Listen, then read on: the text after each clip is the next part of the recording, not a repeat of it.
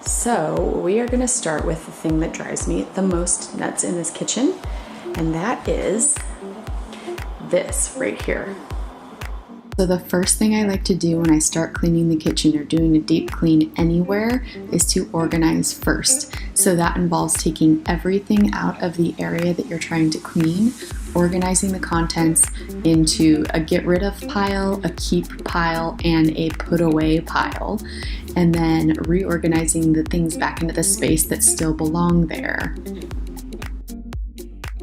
Next, I put everything back in the area that belongs specifically in that area, Mad Libs especially. That's something that me and my sister like to do every week when she comes to visit me. It is so much fun.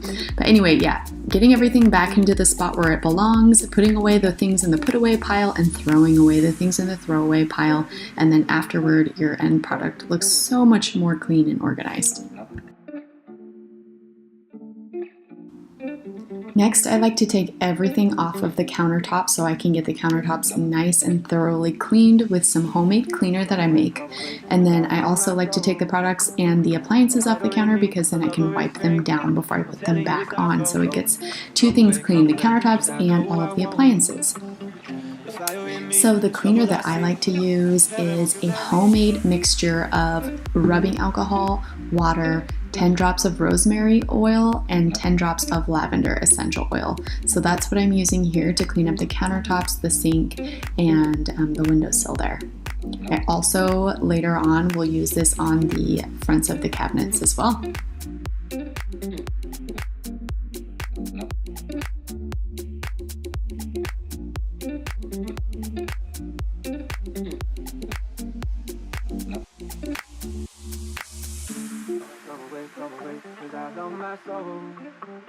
Next, I like to go through and wipe down the entire backsplash because this is a surprisingly dirty area of the kitchen.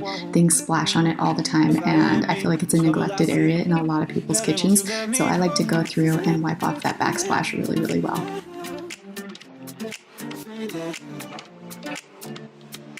As you can see, I like to wipe down the chrome on the kitchen sink with my homemade cleaner because it is perfect for that. It leaves it super shiny, and also it's super great for cleaning glass. And as you can see on my counters and on my cabinets, I have glass, and so I use that glass cleaner on there because seriously, it's so good. It's non-toxic and it works amazingly well on glass and windows.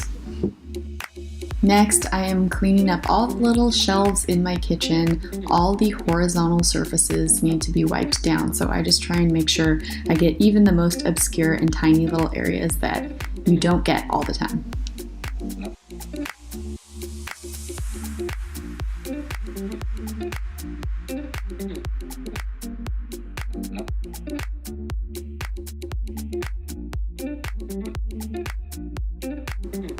Alright, next we're going to clean the sink, so come over here with me, you guys. We're going to remove everything from the sink, and then we are going to wipe it down with soap and water to make sure it gets actually clean.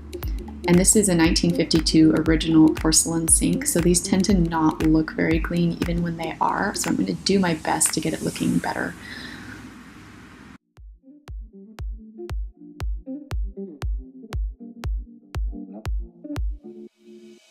Next, we'll rinse all the soap and water off and prime it for the bleach, which is coming next. I love to spray bleach in the sink and let it sit for 10 to 15 minutes because it makes it nice and white and kills all the germs.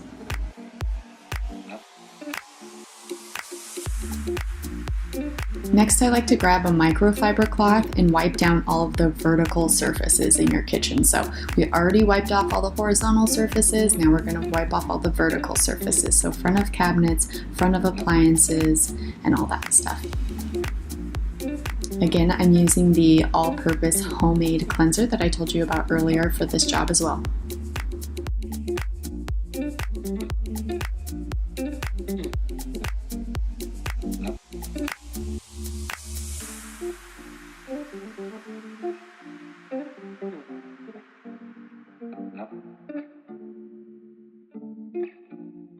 Alright, so now it's time to start putting things back on the counters now that things are clean. I also did a little bit of wet Swiffer mopping on the floor after I vacuumed and swept, and my camera battery died while I was recording that, so I didn't catch that, but I definitely did that after I cleaned the countertops and fronts of the cabinets.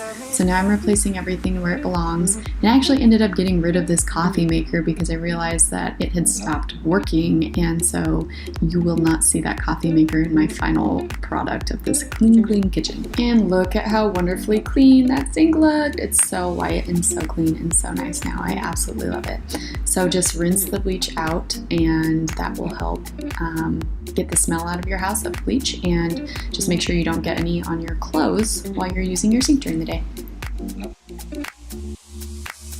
The last thing I like to do is put some lemon slices down the disposal and grind them up while water is running to get the kitchen smelling clean.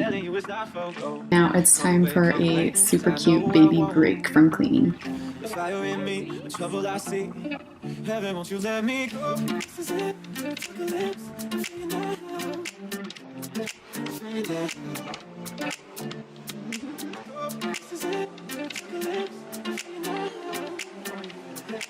Alright you guys, so this is the final product. I moved a few things around, but this is the nice clean kitchen that we worked so hard for. Haha, just kidding. This only took like a half an hour.